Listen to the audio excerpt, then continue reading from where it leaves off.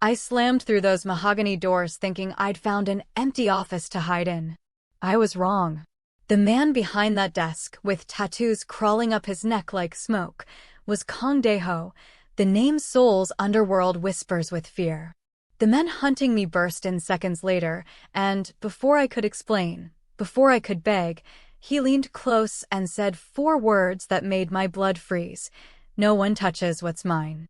If the thought of being claimed by a monster to escape becoming merchandise makes your heart pound, drop a like right now. Hit subscribe and tell me what country you're watching from. I want to know how far this dangerous story reaches, because what happens in the next 60 seconds decides whether I live as a prisoner or die as a fugitive. Honestly, I didn't know the man sitting in that leather chair, surrounded by the smell of sandalwood and expensive whiskey, controlled half the criminal operations in South Korea. I only knew that the men chasing me through Crown Tower wanted to silence me permanently for exposing my company's trafficking network. My name is Tasha Okonkwo, and 20 minutes ago, I was a corporate analyst with evidence that could destroy AMBW's entire syndicate. Now I'm standing in front of Seoul's most dangerous crime lord, with my pursuer's footsteps echoing in the hallway, and I have exactly one choice: trust the devil I don't know or face the wolves I do. Dae-ho's eyes, dark, calculating, almost amused, scan me from my disheveled hair to my white blouse stained with rain and fear. His tattooed hand rests on the mahogany desk between us, each inked symbol telling a story of violence I can only imagine. Behind the floor-to-ceiling windows, Seoul's lights blur like fallen stars, and I realize I've just broken into the penthouse of a man who makes people disappear. The door explodes open. 3 men in dark suits flood in, guns drawn, led by someone I recognize from the encrypted files, AMBW's second-in-command. Their eyes lock on me with the cold efficiency of predators who've found their prey. That's when Kang Dae-ho stands, moves behind me with frightening grace, and places his hand on my shoulder, a gesture that's both possessive and protective. His breath is warm against my ear as he whispers those 4 words that change everything. The men freeze. The lead assassin's gun wavers slightly, confusion flickering across his hardened features. He opens his mouth to speak, but Dae-ho cuts him off with a single raised finger. The silence that follows is suffocating. "You heard me," Dae-ho says, his voice carrying the weight of absolute authority. His fingers tighten on my shoulder, not painfully, but enough that I feel the hidden strength beneath his expensive suit. "Tell AMBW that he's made a critical error tonight. This woman is under my protection now." Boss Kang, the lead man, stammers, his weapon lowering incrementally. "We were told she has something that belongs to. She has nothing that concerns you anymore." Dae-ho's tone drops to something colder, darker. "What she has now belongs to me. Every piece of information. Every file. Every secret." He pauses, letting the implications settle like ash. "Are we clear?" The 3 men exchange glances. I can see the mental calculation happening behind their eyes, weighing the consequences of returning empty-handed against the very real danger of pushing Kang Dae-ho in his own territory. The math apparently doesn't work in their favor. "We'll relay your message," the lead man finally says, holstering his weapon. His eyes find mine one last time, and there's something in that look that makes my stomach turn. Pity, maybe? Or a promise that this isn't over. They leave, and the door clicks shut with a finality that feels like a coffin closing. I should feel relief. Instead, I feel the weight of Dae-ho's hand still on my shoulder, the heat of his body behind mine, the reality that I've just traded one prison for another. My legs start to shake, the adrenaline finally catching up with my body's understanding of what just happened. "Sit," Dae-ho commands, guiding me toward the leather chair I'd seen him occupying moments ago. It's still warm from his body heat. I sink into it, my fingers gripping the armrests to keep from trembling visibly. He moves to a bar cart in the corner, pours amber liquid into 2 crystal glasses. The sound of whiskey hitting glass is obscenely loud in the silence. When he hands me one, I take it without thinking, downing half in one burning gulp. "So," he says, settling onto the edge of his desk, arms crossed, studying me like I'm a puzzle he's already halfway to solving.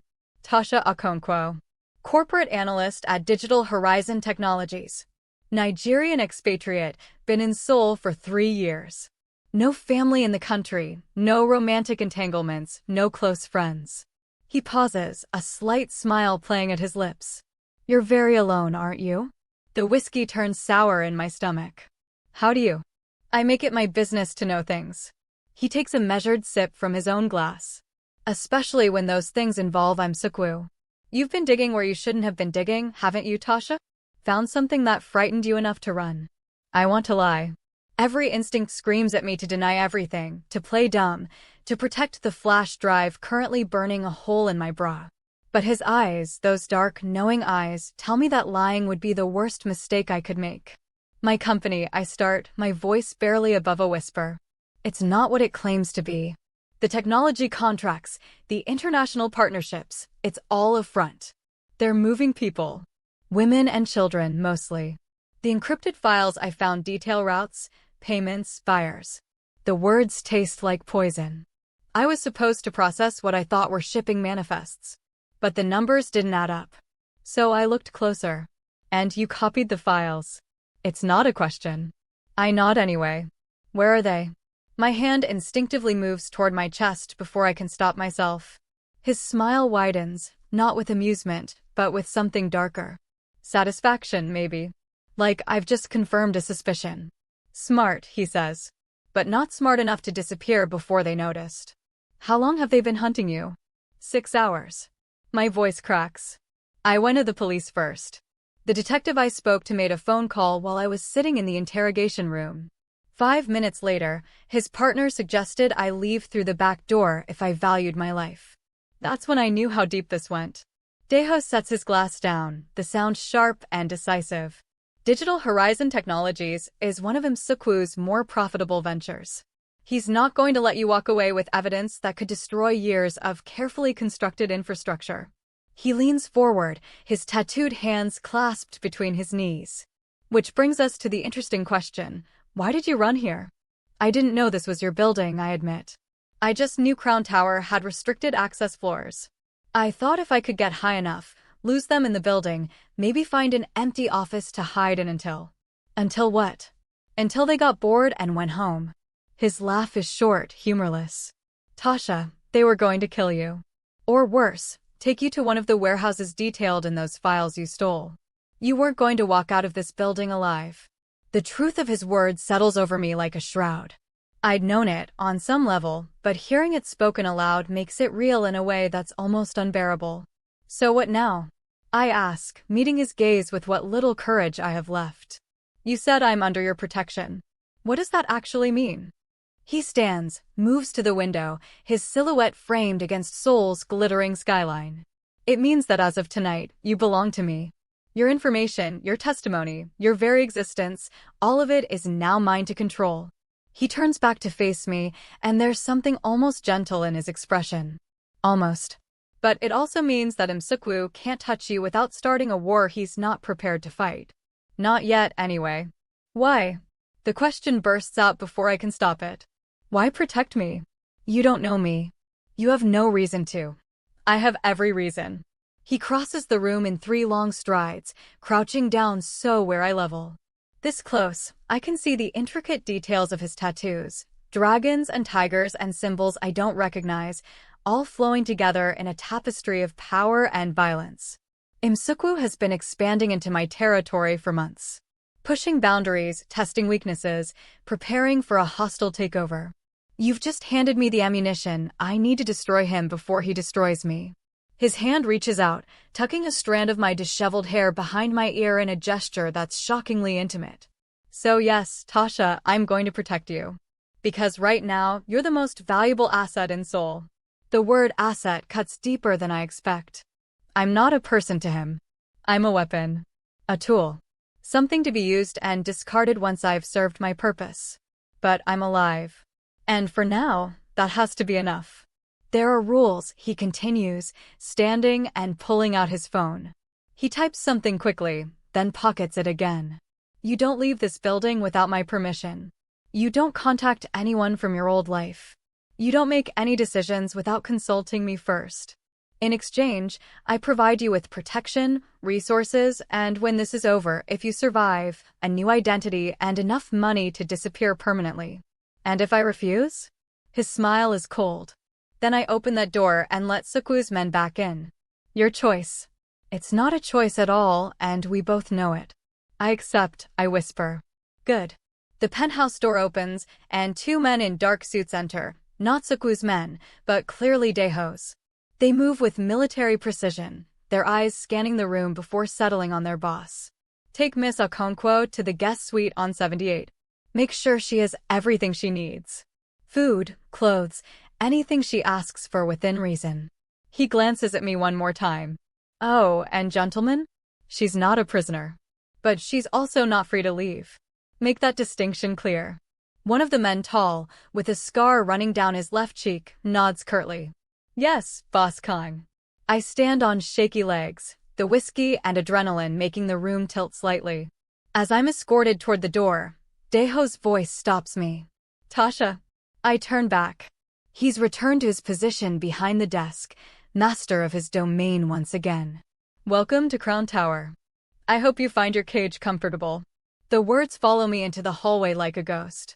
The elevator ride to the 78th floor is silent except for the soft hum of machinery. The two guards flank me close enough to grab me if I run, far enough to maintain the illusion that I'm here voluntarily.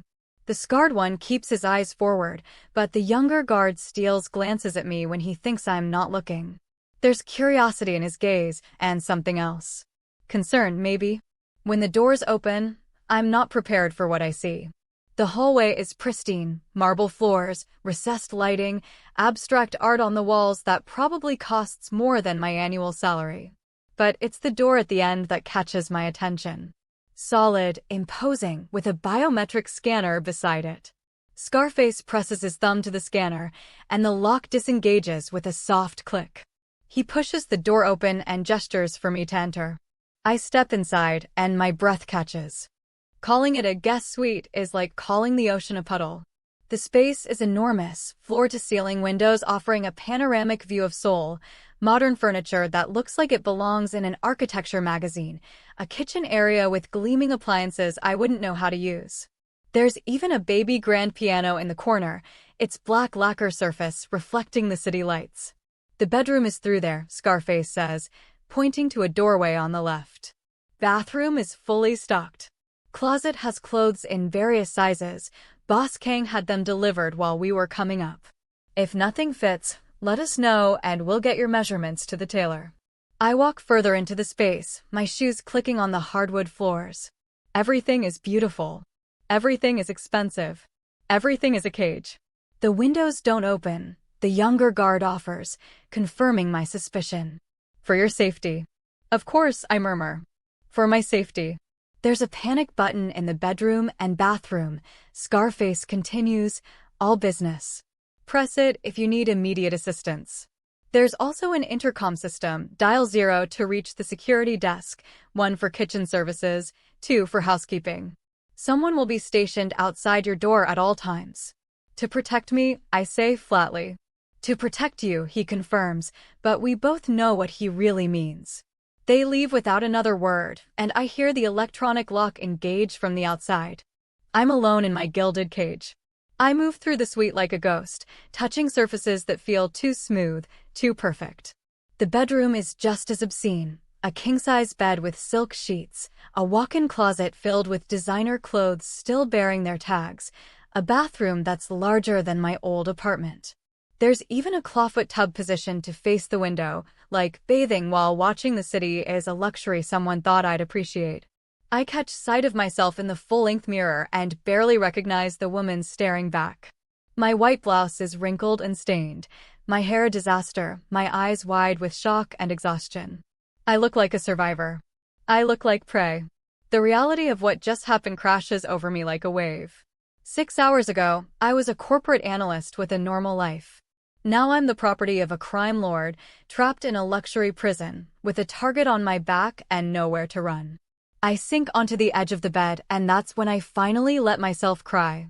Not sobbing, not hysterics, just silent tears tracking down my face as my body tries to process trauma it was never meant to handle. I cry for my old life, for my safety, for my freedom.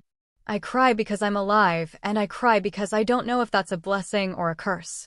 Eventually, the tears stop. I'm empty, hollowed out, running on fumes. I stand, strip off my ruined clothes, and step into the shower. The water is scalding, and I let it burn away the feeling of Sukwoo's men chasing me, the scent of Dae-ho's sandalwood cologne, the terror that's been my constant companion for hours.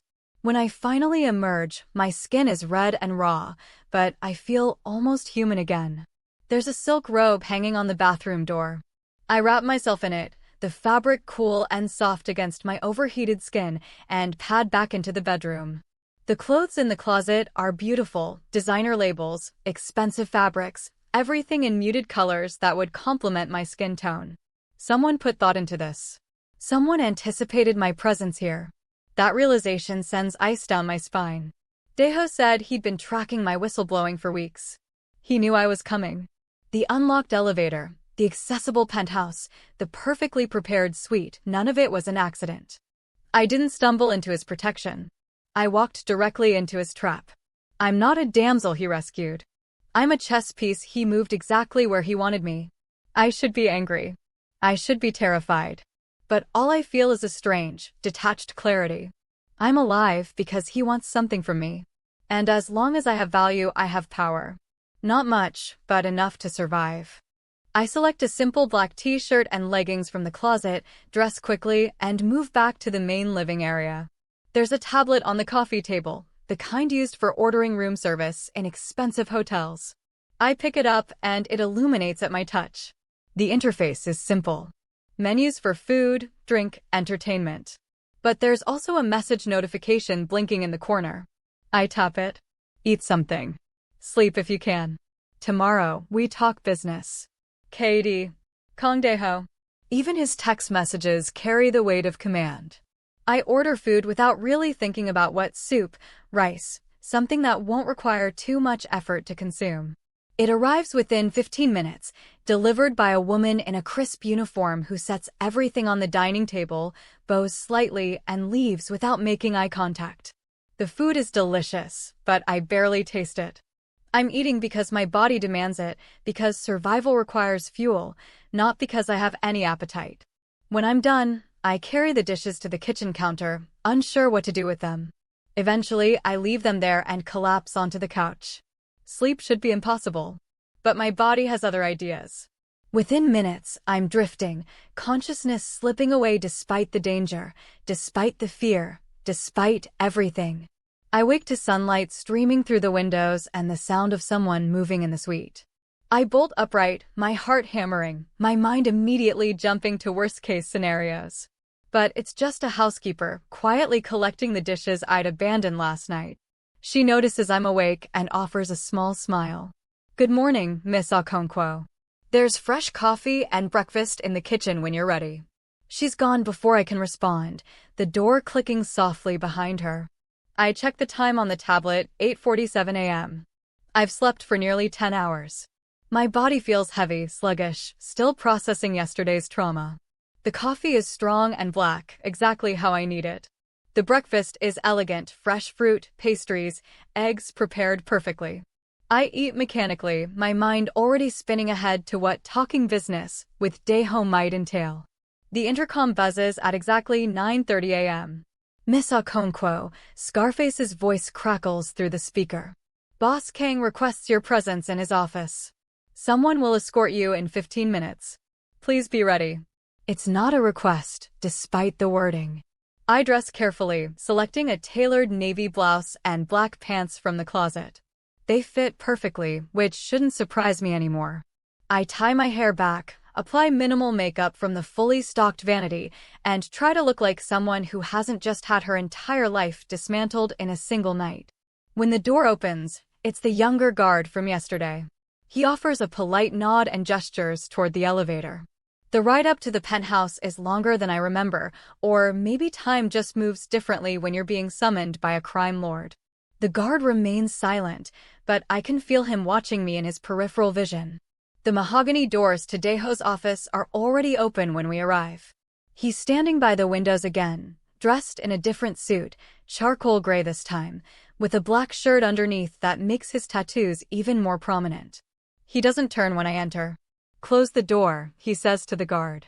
and make sure we're not disturbed. The door clicks shut, and I'm alone with him again. Did you sleep? He asks, still facing the window. Yes. Good. He finally turns, and there's something different about him in daylight. Less predatory, maybe. Or perhaps I'm just getting used to the danger he represents. We have work to do. He moves to his desk, opens a laptop, and gestures for me to join him. I cross the room on legs that feel steadier than yesterday, but not by much. The flash drive, he says simply. I need everything on it. I hesitate, my hand moving to my chest where I'd hidden it last night. It's not there anymore. I'd moved it to the pocket of the robe after my shower, then transferred it to my current pants. My fingers close around the small device, and for a moment, I consider refusing. This is my only leverage, the only thing keeping me valuable. But Dae-ho is watching me with those dark, knowing eyes, and I realize that refusing isn't an option. If I don't give it to him willingly, he'll take it. And I'd rather maintain the illusion of cooperation. I pull out the flash drive and place it on the desk between us. He picks it up, examining it like it's a precious artifact. Do you know what you have here, Tasha? Evidence of human trafficking. Financial records. Shipping routes. Client lists. All of that, yes. He plugs the drive into his laptop, his fingers flying over the keyboard. But it's more than that. It's AmBW's entire operation, documented in excruciating detail. Every bribe he's paid, every official he's corrupted, every transaction he's made. A slow smile spreads across his face as he scans through the files. This is beautiful. This is exactly what I need. To destroy him, I say quietly. To bury him. He looks up at me, and there's genuine appreciation in his expression. You did excellent work, Tasha. The level of detail here, the way you organized the data, you weren't just copying files. You were building a case. I wanted to go to the authorities, I admit. I thought if I had enough evidence, if it was organized properly, they'd have to act. Naive, he says, but not unkindly. The authorities in Seoul are well compensated to look the other way. You could have had a mountain of evidence, and it would have disappeared the moment you handed it over. He closes the laptop, his attention fully on me now. But with me, it won't disappear. It'll be weaponized. Against Seoul. Against his entire syndicate. He leans back in his chair, steepling his fingers. Here's how this works. I'm going to use your data to systematically dismantle his operations.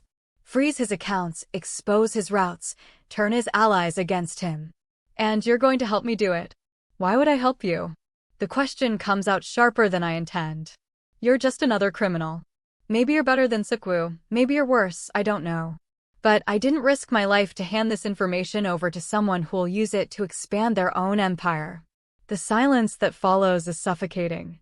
Dae-ho's expression doesn't change, but there's a shift in the air, a reminder that I'm speaking to someone who could end my life with a phone call. You'll help me, he says slowly, because right now, I'm the only thing standing between you and a very ugly death. You'll help me because despite your moral objections, you understand that AmBW represents a particular kind of evil, the kind that profits from suffering, that treats human beings as commodities. He leans forward, his eyes boring into mine. I'm not a good man, Tasha. I've done things that would make your whistleblowing look like child's play. But I have rules. Lines I don't cross. Seoul has no such limitations. And when he's gone? I challenge. What happens to me then? Then you get your new identity and your freedom, as promised. He pauses, something flickering across his face, calculation, maybe, or strategy. Unless you decide you want something else. Like what? Like power. He stands, circling around the desk until he's standing in front of me. You're intelligent, resourceful, and apparently blessed with a remarkable ability to uncover secrets people would kill to protect. Those are valuable skills in my world. I laugh, the sound bitter and sharp. You're offering me a job? In your criminal organization. I'm offering you a choice. His hand reaches out, tilting my chin up so I'm forced to meet his gaze.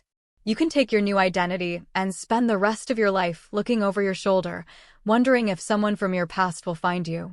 Or you can stay here, learn how this world really works, and become someone even AmBW's successor would fear to touch. The proposition is absurd. Insulting.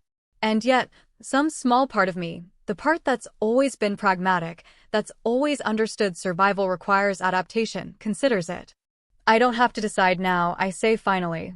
No, he agrees, stepping back. But you do have to decide if you're going to help me destroy Seoul.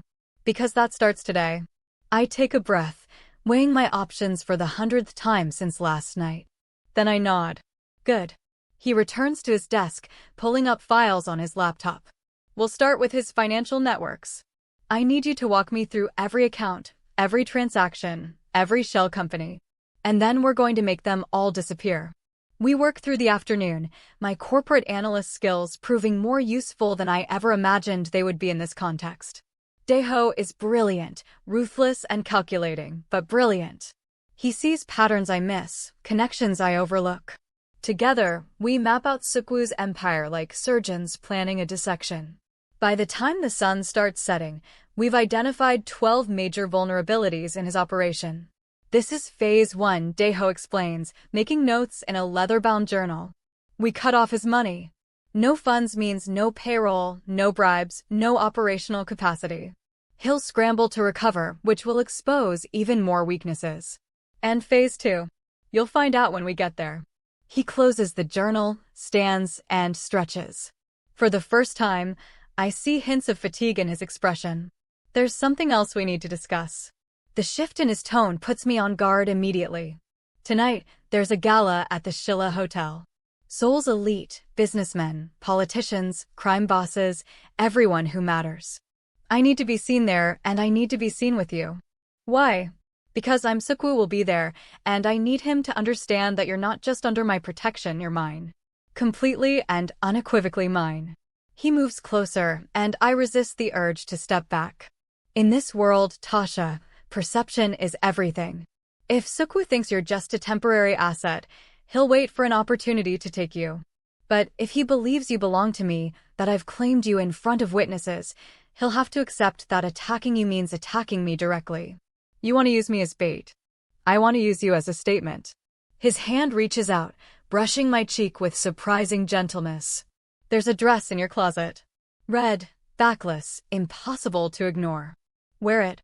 Hair down, minimal jewelry. I'll send someone to help with makeup at 6. And if I refuse?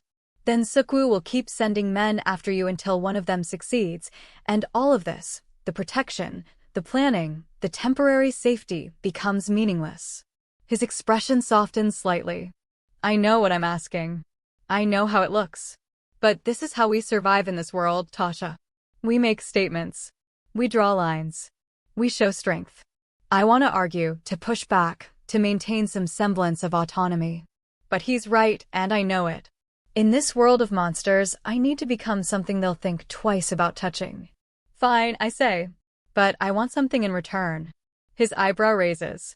You're negotiating? You said I was valuable. Prove it. I want access to communications. Email, phone, something. If I'm going to be paraded around as your property, I want the ability to contact the outside world if everything goes wrong. He considers this for a long moment, then nods slowly. Supervised access. You can send messages, but they'll be screened before they're delivered. And only to approved contacts. It's not ideal, but it's more than I had an hour ago. Deal. Then we have an understanding. He moves to the door, opens it, and the young guard from earlier steps inside. Escort Miss Okonkwo back to her suite. Make sure she has everything she needs for tonight. As I'm led away, I glance back one more time. Dae-ho is standing by the window again, silhouetted against Seoul's skyline, looking every inch the king of his dark empire. And tonight, I'm going to be his queen. Even if it's just for show. The red dress is exactly as he described, impossible to ignore. It clings to every curve, the back dipping dangerously low, the slit running up my thigh high enough to border on scandalous. When I put it on, I barely recognize myself. I look like someone dangerous. Someone who belongs in Kang Dae-ho's world. The makeup artist he sends is a young woman named Minji who works in efficient silence, transforming my face with subtle skill. Dark, smoky eyes. Bold red lips that match the dress. Contoured cheekbones that make me look sharper, more severe. You're very beautiful, she says quietly as she finishes. Boss Kong chose well. I don't know how to respond to that, so I just nod. When she's gone, I stand in front of the mirror and force myself to look at the woman staring back. She's not Tasha Okonkwo, corporate analyst. She's something else. Something new. Something that might survive. The knock on my door comes at exactly 7 p.m. I open it to find Dae-ho standing there, dressed in a midnight blue suit that makes him look like he stepped out of a film noir. His eyes travel over me slowly, and I see something flicker in their depths. Approval, maybe? Or possession. Perfect, he says simply. He offers his arm, and after a moment's hesitation, I take it. We ride the elevator down in silence, his body a solid, dangerous presence beside mine. In the lobby, a black limousine waits, flanked by 2 SUVs filled with security. The drive to the Shilla Hotel takes 20 minutes through Seoul's evening traffic. Dae-ho doesn't speak, but his hand finds mine, his tattooed fingers interlacing with my own. It's meant to look romantic, I know. But I can feel the steel underneath the gesture. This is his world, and I'm about to be introduced to it as his property. The hotel's entrance is a spectacle of wealth and power. Luxury cars line the curved driveway, and men in expensive suits escort women dripping in diamonds. We step out of the limousine, and I feel every eye turn toward us. Dae-ho's hand moves to the small of my back, guiding me forward with absolute confidence. We climb the steps together, and I can hear the whispers already starting. Is that Kang Dae-ho? Who's the woman? She's stunning. When did he? Inside, the ballroom is a masterpiece of opulence. Crystal chandeliers, marble floors, walls lined with gold leaf. The city's elite mingle with champagne glasses in hand, their conversations a low hum of power and influence. And in the center of it all, I see him. Im Suk-woo. He's older than I expected, maybe mid-50s, with gray threading through his black hair. He's dressed impeccably, surrounded by men who move with the practiced efficiency of professional killers. And when his eyes find mine across the crowded ballroom, I see recognition. Cold, calculating recognition. Dae-ho feels me tense and pulls me closer. Breathe, he whispers in my ear. Remember, you're mine. He can't touch you here. But Suk-woo is already moving toward us, his entourage parting the crowd like a knife through silk. This is it. This is the moment where everything becomes real. Dae-ho's hand tightens on my waist as Suk-woo approaches, and I realize with absolute clarity that I'm standing at the center of a war that's about to ignite. And there's nowhere to run. Suk-woo stops 3 feet away, close enough that I can smell his cologne, something sharp and medicinal that makes my stomach turn. His smile is thin, predatory, the kind that doesn't reach his eyes. Kang Dae-ho, he says, his voice smooth as poisoned honey. What an unexpected pleasure. I wasn't aware you'd be bringing a guest tonight. Life is full of surprises, Im Suk-woo.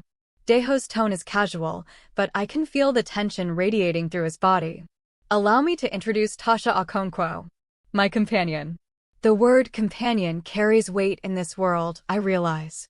It's not just girlfriend or date. It's a declaration of ownership, of protection, of boundaries that shouldn't be crossed.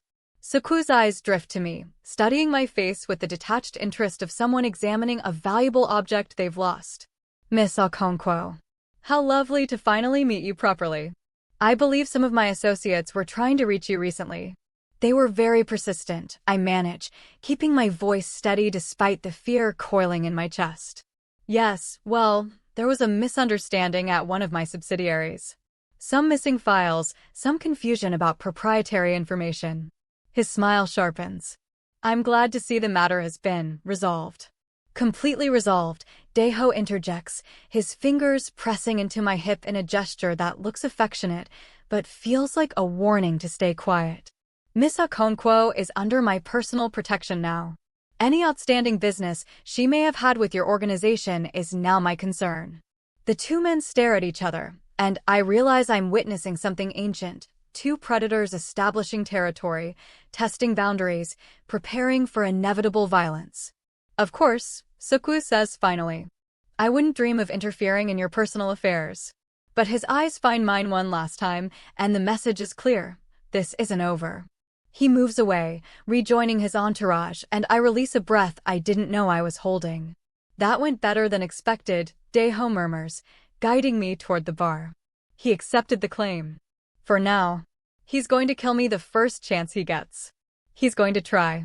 Dae-ho orders 2 glasses of champagne, hands me one. Which is why you're going to stay very close to me for the foreseeable future. The rest of the evening passes in a blur of introductions and performances. Dae-ho parades me through the ballroom, his hand never leaving my body, marking me as his in front of every important person in Seoul. I smile when expected, stay silent when appropriate, and play the role of beautiful accessory with a skill I didn't know I possessed. But beneath the surface, my mind is racing. Sekwoo's eyes follow us throughout the night, cold and calculating. He's planning something. I can feel it. We return to Crown Tower near midnight, and Dae-ho walks me to my suite personally. At the door, he pauses, his hand cupping my face with surprising tenderness. You did well tonight, he says. Better than I expected. I'm a quick learner. Yes, you are. His thumb brushes my cheekbone. Get some rest. Tomorrow, we start dismantling Sekwoo's financial network. He leaves, and I'm alone again in my gilded cage. But sleep doesn't come easily. I pace the suite, adrenaline still coursing through my veins, replaying every moment of the evening. Eventually, I end up at the tablet, scrolling mindlessly through the entertainment options. That's when I see it, a news alert about a fire in the Itaewon district. An apartment building. My apartment building. My hands shake as I pull up the full article. The fire started around 9 p.m., investigators suspect arson. No casualties reported because the building had been mysteriously evacuated hours before the blaze. My specific unit is mentioned, completely destroyed, nothing salvageable. I read the article 3 times, my chest tightening with each pass. This wasn't Sekwoo. He wants me alive to recover his files. This was someone else. Someone who wanted to erase every trace of my old life. Someone like Dae-ho. I spend the night diving deeper, using the tablet's limited internet access to search for other traces of my existence. My social media accounts deleted. My employee profile at Digital Horizon Technologies scrubbed from their website. Even my emergency contact information at the Expatriate Services Office has been removed. It's like Tasha Okonkwo, corporate analyst, never existed. By dawn, I'm exhausted and furious. When the breakfast cart arrives, I don't touch it. When the intercom buzzes with Dae-ho's summons, I seriously consider ignoring it. But I don't. Because ignoring Kang Dae-ho isn't an option when you live in his tower. I dress in black pants, blouse, flat shoes. Combat ready. And when I walk into his office, I don't wait for him to speak. You burned down my apartment. He looks up from his laptop, completely unsurprised by my accusation. Good morning to you too. My entire life was in that building. Photos, documents, everything I owned. Everything that could be used to track you, he interrupts calmly. Everything that could be used to identify you if Sekwoo decided to dig deeper into your past. You should have asked me first. Would you have agreed? He leans back in his chair, studying me. Would you have willingly let me destroy the physical evidence of your old life? I want to say yes, but we both know I'd be lying. What else have you erased? I demand. My social media, my work profile, what else? Everything that matters. He stands, moves around the desk. Your bank accounts have been frozen and will be emptied into an offshore account in your new name. Your phone records, your email history, your digital footprint, all of it is being systematically removed. By the end of the week, Tasha Okonkwo will be a ghost. You're erasing me. I'm protecting you. He's close now, too close, his presence overwhelming. Every piece of information about you is a weapon Sekwoo can use. Your friends, your family back in Nigeria, your old colleagues, all of them become leverage if he can find them. So yes, I'm erasing your past. Because your future depends on it. The logic is sound, but it doesn't make the violation any less painful. You should have told me. You're right. The admission surprises me. I should have. I'm not used to explaining my decisions, Tasha. In my world, protection often requires ruthless efficiency. But you're not one of my soldiers. You deserve to know what's being done in your name. It's the closest thing to an apology I'm likely to get. From now on, I say carefully, you tell me before you make decisions about my life. Even if you think I won't like them. even if time is a factor. I'm not a chess piece, Dae-ho. I'm a person. He studies me for a long moment, then nods slowly. Agreed. But that means you need to trust me when I say something is necessary for your survival. Trust is earned, not demanded. Fair enough. He returns to his desk, pulls up files on his laptop. Then let me earn it. Today, we freeze Sekwoo's offshore accounts. All 12 of them. By tonight, he'll have lost approximately $2 billion in liquid assets.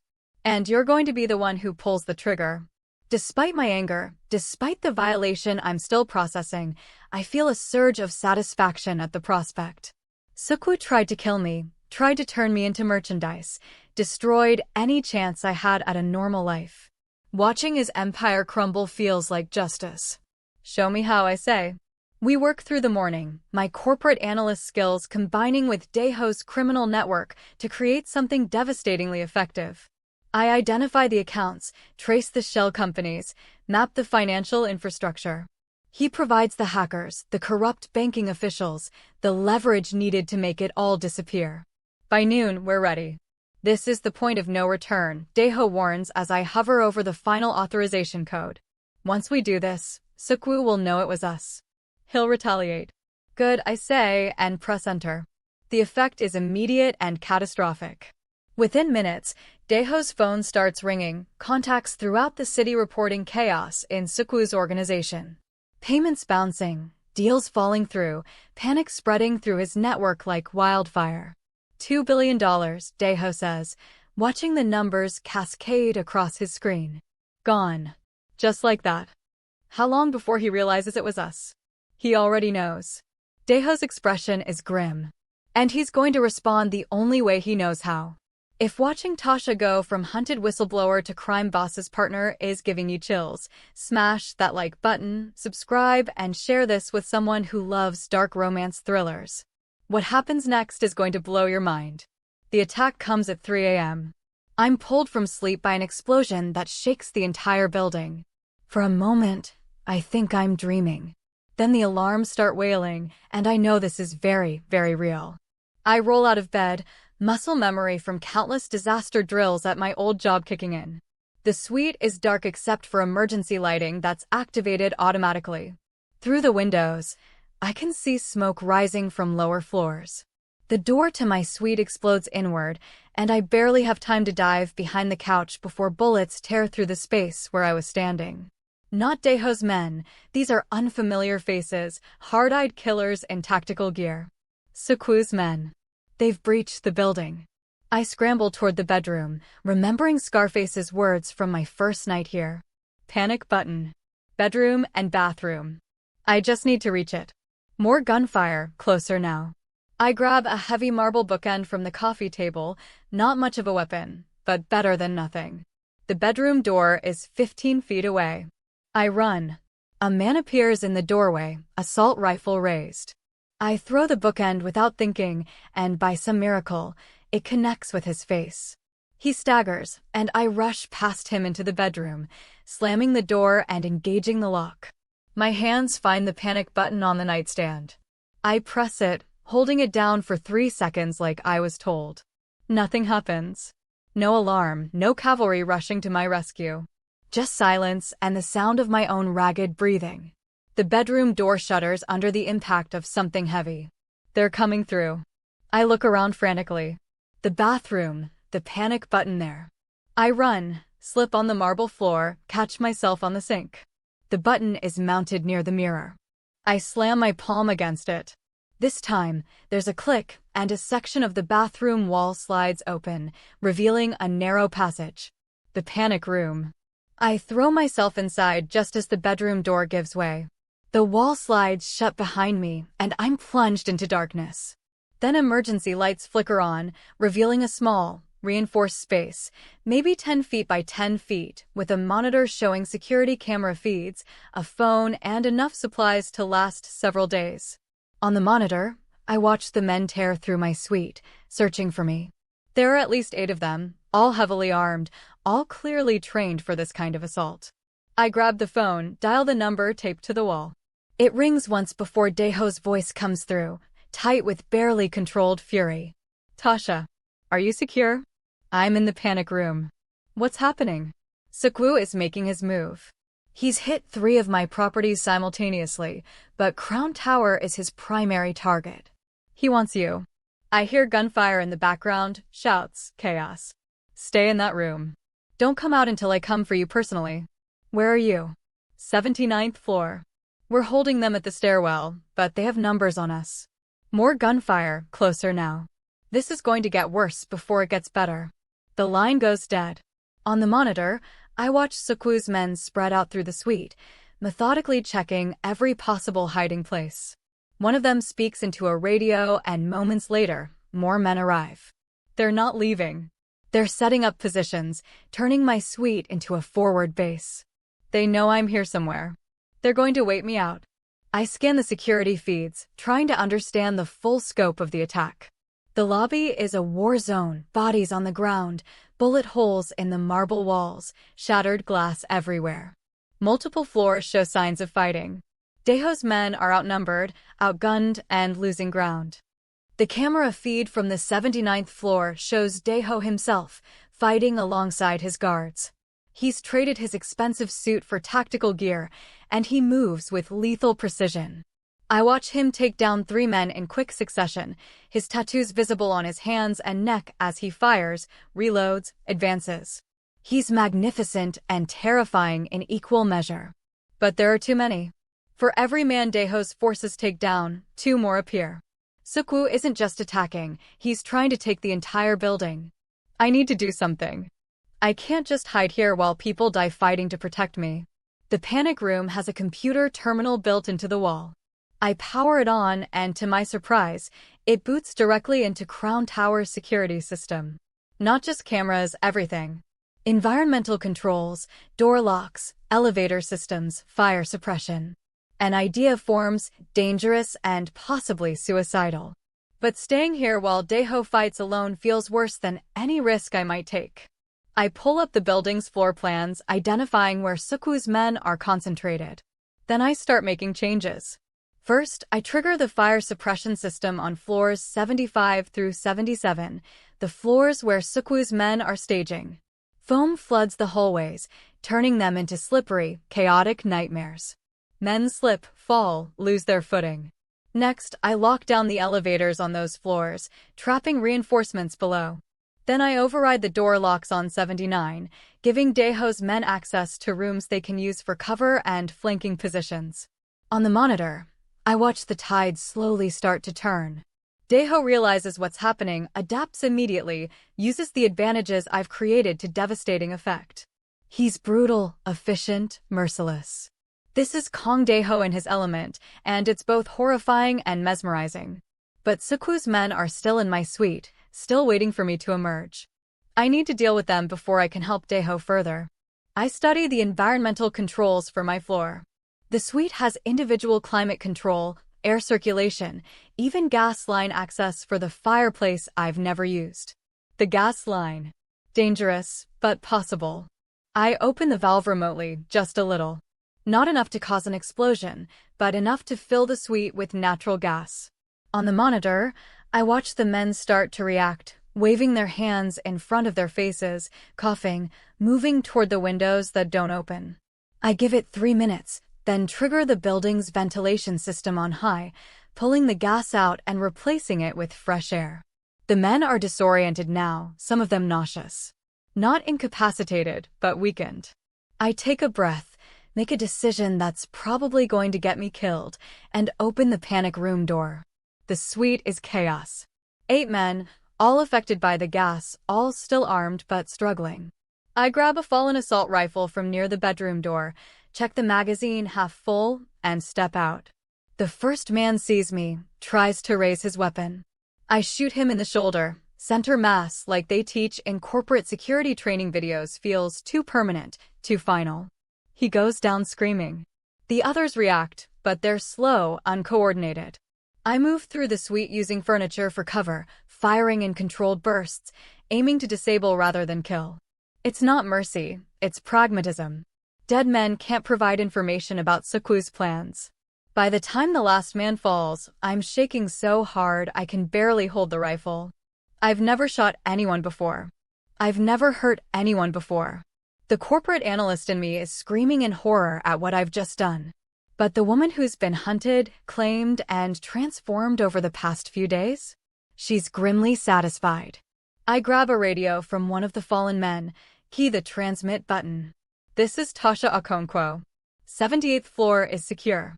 8 hostiles down, non-fatal wounds. Repeat, 78th is secure. Silence. Then Dae-ho's voice, tight with something that might be relief or might be fury. Stay where you are. I'm coming to you. He arrives 10 minutes later with 4 of his men, all of them bearing fresh wounds. When he sees me standing in the wreckage of my suite, covered in plaster dust and holding an assault rifle, something shifts in his expression. You were supposed to stay in the panic room. I did. Then I left. I set the rifle down, suddenly exhausted. Your security system is accessible from inside. I used it to help. I noticed. He moves through the suite, checking each fallen man. All still alive, all restrained by the zip ties I found in the panic room supplies. You showed mercy. Information is more valuable than corpses. A ghost of a smile crosses his face. You sound like me. God, I hope not. He crosses to me, his hands cupping my face, his eyes searching mine for something I don't fully understand. You could have stayed hidden. You were safe. Why did you come out? Because hiding while you fought alone felt wrong. I meet his gaze steadily. You protected me. I returned the favor. This isn't your fight, Tasha. Yes, it is. Seoul made it my fight the moment he decided I was worth killing. You made it my fight when you claimed me in front of his men. I don't get to pretend I'm an innocent bystander anymore. I pull away from his touch, needing space to think. So what now? He attacked your building, you fought him off. This doesn't end here, does it? No. Dae-ho's expression hardens. This ends at the shipyard. Tomorrow night. Seoul has a major deal going down, weapons shipment coming in from Russia. He'll be there personally to oversee it. That's where we end this. You've proven yourself tonight, Tasha. You're not a liability anymore. You're an asset. And I need every asset I have for what comes next. He turns to his men. Clean this up. Get these prisoners to the secure location. And someone get Miss Okonkwo a new suite. This one is compromised. As his men move to follow orders, Dae-ho takes my hand, pulling me toward the elevator. There's something else we need to do. Something I should have done after the gala. What? Make our alliance official. Not just in appearance, but in truth. We ride the elevator up to his penthouse, and he leads me to a safe hidden behind a painting of a tiger. Inside are documents, cash, weapons, and a small collection of jewelry, each piece heavy with significance. He pulls out a ring, not a diamond engagement ring, but something far more meaningful in his world. A signet ring, black onyx set in platinum, engraved with symbols I don't recognize. This ring marks you as part of my inner circle, he explains, holding it up to the light. It means you have authority to command my men, access to my resources, and protection that goes beyond words whispered at galas. It means we're partners in this war, not just allies of convenience. Dae-ho, I know what I'm asking.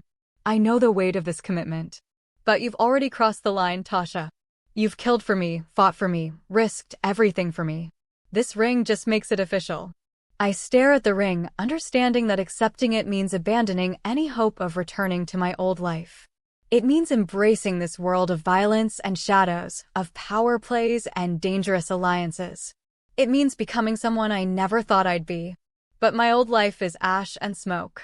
Tasha Okonkwo, corporate analyst, died the moment I burst through those mahogany doors.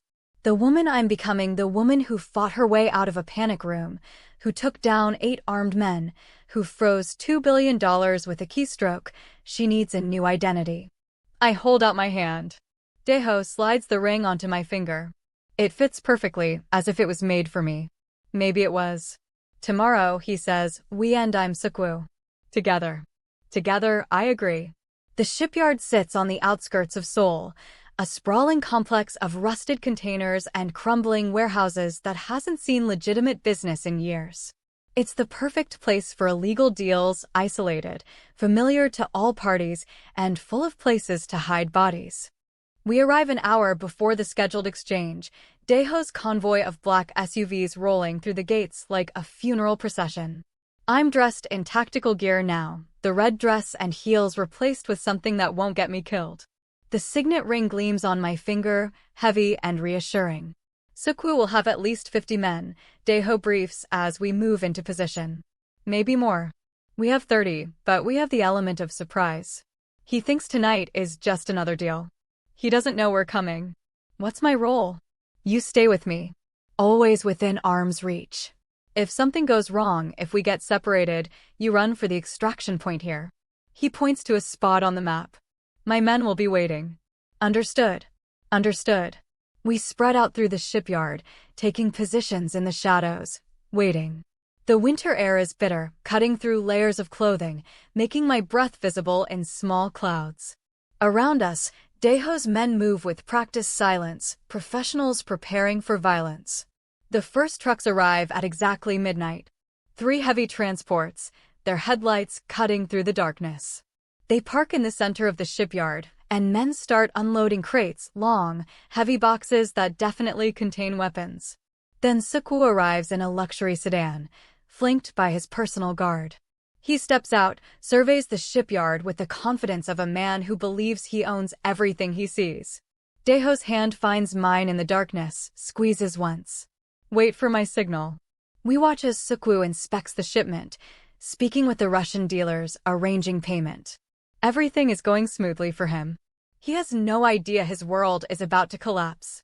Dae-ho raises his hand, and for a moment, the shipyard holds its breath. Then he drops his hand, and hell breaks loose.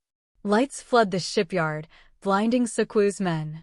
Dae-ho's forces emerge from cover, weapons raised, creating a perfect kill box. The Russians dive for cover, their own guards returning fire, turning the deal into a 3-way massacre. Seoul. Dae-ho's voice cuts through the chaos. It's over.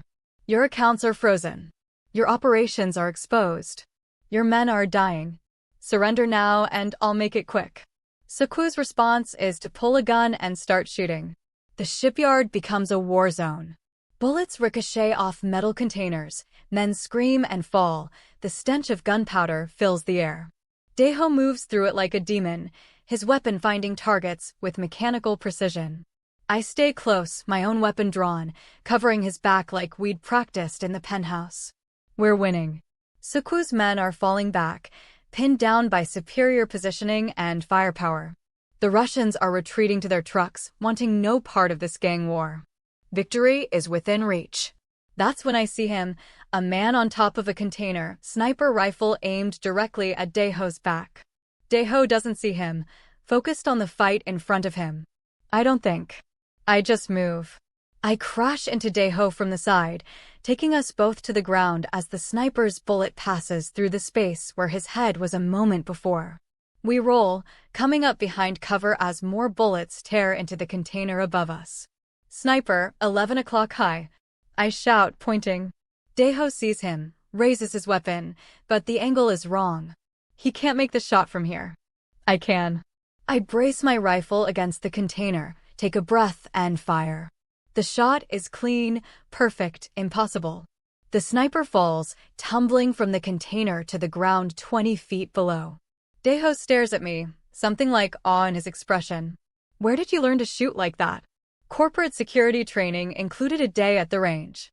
Turns out I have a gift. I'm shaking, adrenaline and horror mixing in my bloodstream. I just killed a man. Not wounded, not disabled. Killed. But he was going to kill Dae-ho. And somehow, that makes it bearable. The battle is turning. Seoul's men are surrendering or fleeing, the Russians are gone, and only Seoul himself remains, pinned down behind his sedan with 3 of his most loyal guards. It's over, Seoul.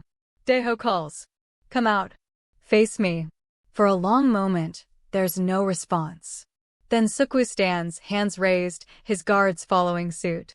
They're bloody, defeated, broken. Dae-ho and I approach, weapons trained on them.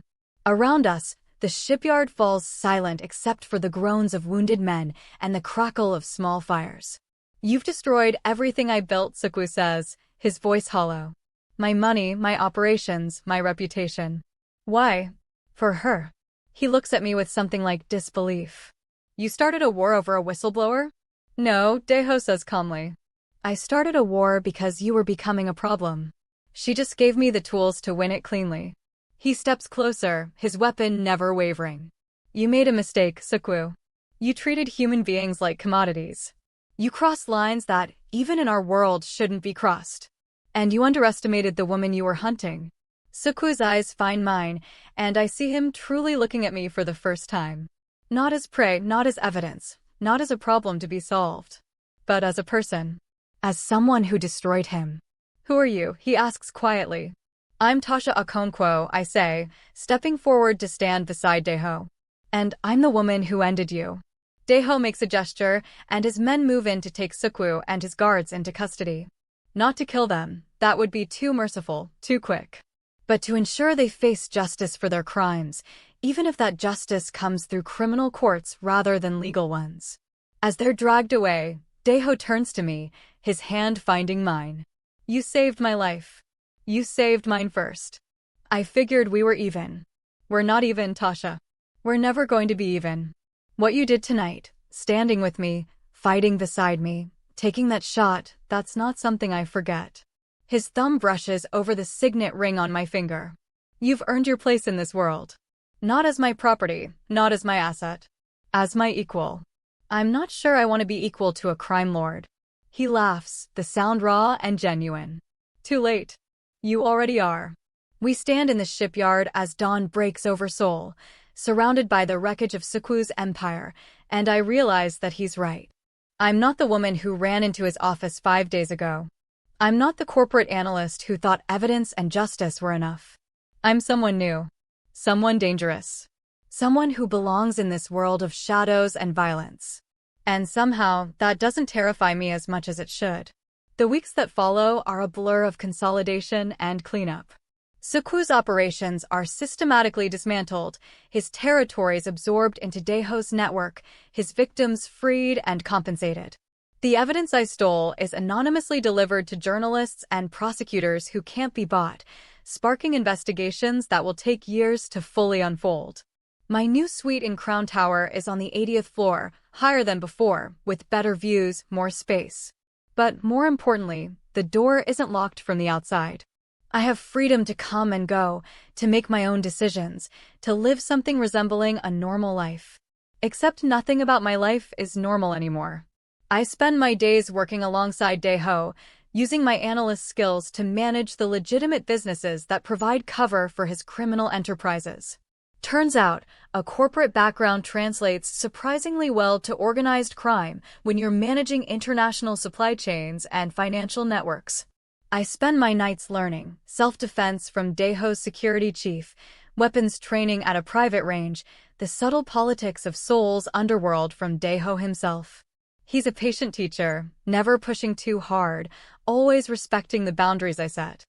Our relationship shifts, evolves into something neither of us expected. We're partners, yes. Allies, definitely. But there's something else there too, a connection forged in violence and trust, in shared danger and mutual respect.